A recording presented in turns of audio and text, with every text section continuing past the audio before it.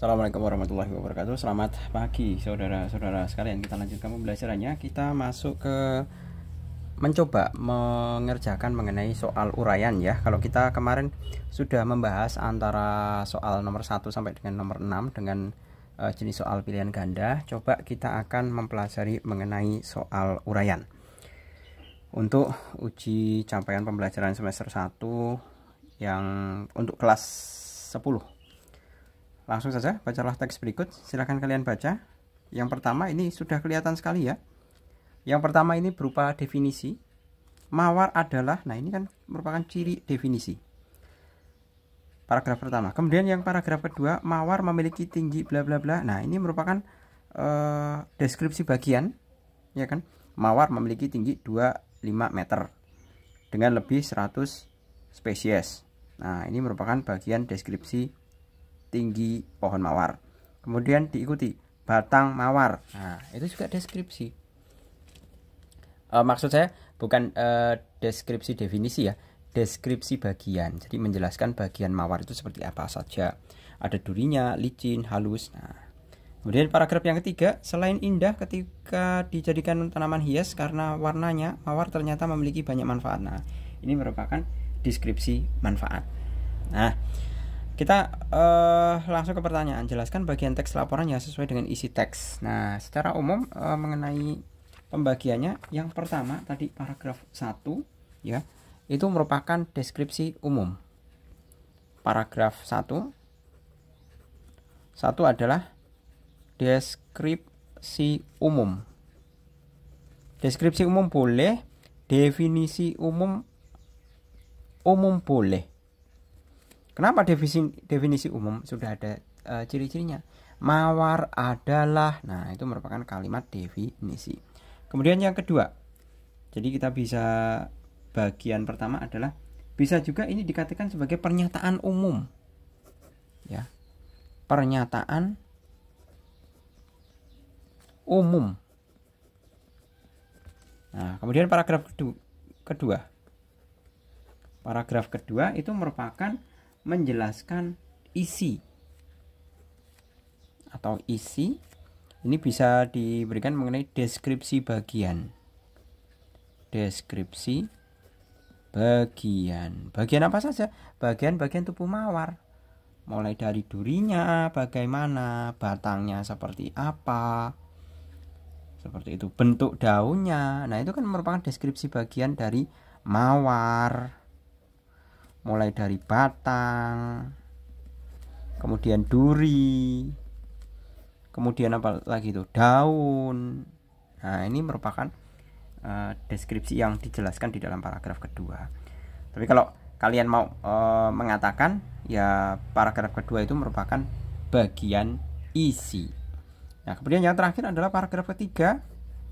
Paragraf ketiga itu merupakan simpulan dan manfaat ya. Simpulan dan manfaat. Buktinya apa? Nah, di sini memiliki banyak manfaat. Kesimpulannya, karena selain indah, tanaman dapat juga dijadikan sebagai tanaman hias karena warnanya. Nah, itu kan merupakan salah satu, ada konjungsi karena ya, akibat, itu kan berarti kesimpulan. Ya, karena warnanya yang cantik mempesona bisa dijadikan tanaman hias. Itu kan berarti sebuah kalimat kesimpulan, ada ciri konjungsi karena ini. Lanjut nomor kedua, bacalah teks anekdot berikut dengan seksama ya. Nah di sini ada dialog antara buruh pabrik, konglomerat dan juga pejabat. Silahkan kalian baca sendiri karena pokok permasalahannya itu ada pada kalimat-kalimat terakhir di sini. Jelaskan sindiran yang terdapat pada teks tersebut. Nah, di sini pelayan itu mengatakan kalau restoran tidak bisa melayani lagi karena kehabisan daging. Maaf bapak-bapak, saat ini kami kekurangan daging impor, kata pelayan sambil tersenyum. Buruh pabrik bertanya, yang dimaksud daging impor itu apa ya? Nah, kalau yang namanya buruh pabrik tanya daging impor, itu menunjukkan apa? bahwa kemungkinan besar sindirannya adalah karena yang dimaksud daging impor itu apa ya? Berarti kita bisa mengartikan kalimat ini menunjukkan bahwa buruh pabrik itu belum pernah makan daging. Ya. Belum pernah makan daging. Jadi sampai tanya daging impor itu apa. Nah, berikutnya dengan sang konglomerat. Nah, di sini dikatakan kekurangan. Ya. Sang konglomerat itu mengatakan kekurangan itu artinya apa? Nah, kekurangan ini menunjukkan bahwa si konglomerat itu tidak memahami makna dari kekurangan. Seperti itu. Jadi tidak paham, tidak mengerti kekurangan. Nah, berbeda lagi dengan sang pejabat. Maaf itu apa ya? Kalau maaf itu apa? Berarti malah dia itu tidak tahu konteks percakapan yang dilakukan. Ya. Atau bisa dikatakan pejabat ini tidak tahu akar permasalahan yang dibicarakan. Seperti itu. Jelas ya? Buruh pabrik itu mengandung maksud tidak pernah makan daging. Sang konglomerat itu tidak memahami arti kekurangan, tentang kekurangan itu apa. Kemudian kalau sang pejabat itu malah tidak mengerti sama sekali masalah yang dibicarakan. Nah, itu sindiran-sindirannya itu dilewatkan lewat kalimat dialog seperti ini. Silahkan kalian bisa menjawabnya dengan versi diri kalian sendiri. Lanjut. Bacalah teks berikut ini dengan seksama untuk menjawab soal nomor 3 dan 4. Nah, di sini kalau pertanyaannya adalah jelaskan keistimewaan tokoh yang kini menjadi pengusaha ternama. Di sini contohnya adalah Bob Sadino. Kalau kita mau mereverse mengenai keistimewaan, ya, merujuk sebuah keistimewaan seseorang, itu carilah pengalaman hidup yang paling menarik, yang belum tentu orang itu bisa menyamai. Ya, belum tentu bisa menyamai atau memahami, bukan memahami ya, menyamai atau bisa dikatakan bisa meniru secara langsung seperti tokoh Bob Sadino. Nah, itu adalah keistimewaan. Nah, di sini bisa kita cari di mana? Di kalimat berkali-kali mengalami jatuh bangun, tetapi tidak membuatnya putus asa. Nah, inilah keistimewaan dari Bob Sadino, bahwa dia berkali-kali jatuh bangun, tetapi tidak membuatnya putus asa. Nah, itu 1001 orang ya. Orang itu kalau misalkan usaha kemudian jatuh, kemudian tidak bangun lagi, dalam artian tidak berusaha lagi, itu 1001. Ini sudah dikatakan berkali-kali malahan. Biasanya kan kalau ada orang sekali usaha bangkrut, ya sudah, coba usaha lain, bangkrut, coba lagi, tapi tidak telaten seperti itu. Nah, inilah keistimewaan tokoh dari Bob Sadino. Kata-kata yang paling fenomenal dari Bob Sadino ya, saya ceritakan pada kalian, itu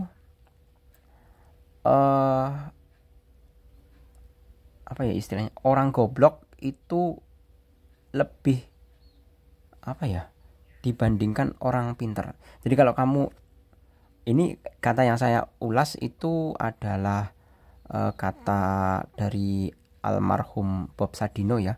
Beliaunya itu memang santuy banget itu. Menemui anggota DPR maupun presiden itu cuman pakai celana pendek. Bener-bener kayak semacam hot pen itu. Dia pendapatnya apa? Seragam kerja saya seperti ini. Mau siapapun yang mau menemui saya, ya sudah, terima apa adanya. Saya seperti ini. Kalau tidak mau, ya sudah. Seperti itu.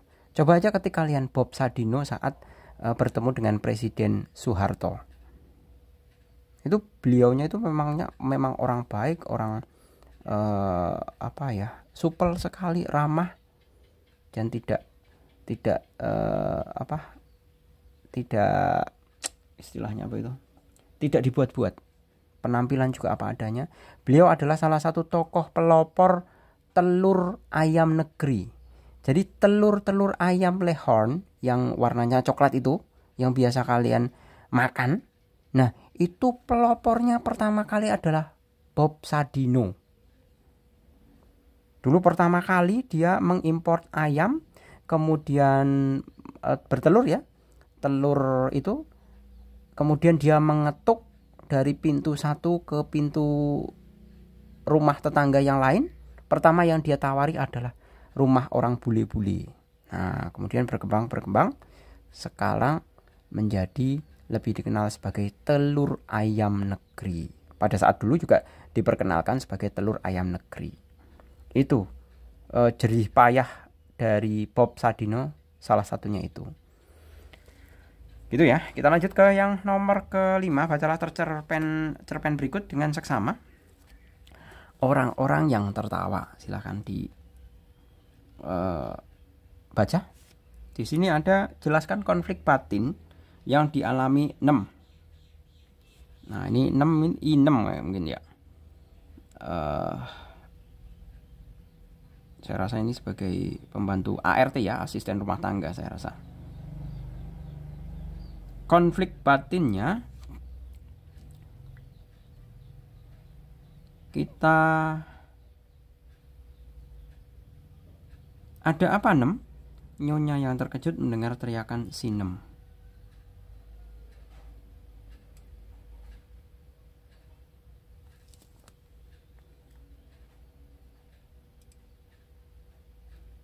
Nah, tak mampu berkata-kata, tanpa sadar Nyonya mengikuti pandangan Nem yang kosong. Nyonya pun terpekik, bahkan pingsan. Nah, ini Nyonya ternyata pingsan. Tuan dan Dita bagai terbang turun ke dapur memeriksa kanan kiri. Seperti ini. Nah, ini kemungkinan ada kejadian orang diapakan ini. Yang satu menelepon polisi, ini yang satu menghubungi rumah sakit. Nah, kita bisa mengatakan di sini konflik batinnya adalah semuanya mata pandangan ya itu tertuju kepada pintu. Nah, tapi baru saja dia sampai di pintu dapur, langkahnya terhenti. Sesaat dia ragu pada sesuatu yang dilihatnya. Cepat dia menekan saklar lampu belakang dan ada apa Nem? Nah, ini konflik batinnya. Keraguan si Nem atau keraguan yang dialami Nem terhadap sosok yang ada di pintu dapur. Sosoknya itu sesuatu yang di sini belum diceritakan. Nah, namun pada akhirnya endingnya sosoknya itu mengakibatkan si majikan menelepon polisi dan rumah sakit. Seperti itu. Nggak tahu ini ada perampokan atau pembunuhan atau apa, atau ada bahkan misalkan ada sosok hantu atau apa. Ini kalau hantu tidak mungkin ya, hantu tidak mungkin lapor polisi. Ini pasti ada sesuatu yang mencurigakan yang memerlukan investigasi dari polisi, karena ini notabene lapor polisi dan segera menghubungi rumah sakit. Pasti adalah orang, apakah dia terjatuh atau ada kekerasan di situ, kemudian orangnya tergeletak, pada intinya tergeletak di dekat pintu dapur. Seperti itu. Kayak gitu ya, saya rasa cukup pembahasannya mengenai soal uraian. Semoga bisa menjadi inspirasi atau contoh bagaimana kalian belajar mengenai menyelesaikan soal bahasa Indonesia. Terima kasih, selamat pagi. Assalamualaikum warahmatullahi wabarakatuh.